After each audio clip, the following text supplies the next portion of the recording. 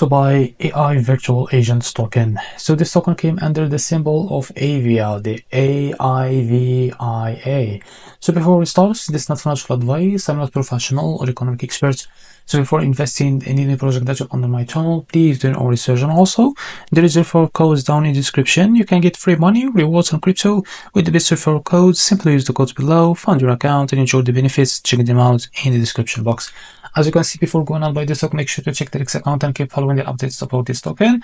And after that, what you need to do, this token is available on MEXC. Now go and find it there. Now what you need to do here to be able to buy this token, click on markets here, and you will see this Radium. Click on this pair link here, and after that, what you need to do, just click on trade on Radium, and you will be redirected to Radium page to be able to buy this token in it.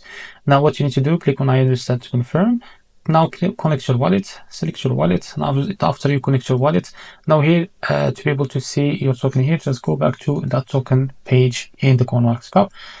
Copy the token address that under this one network, go back, click here, and make sure to select this one as a network. Paste the token address here.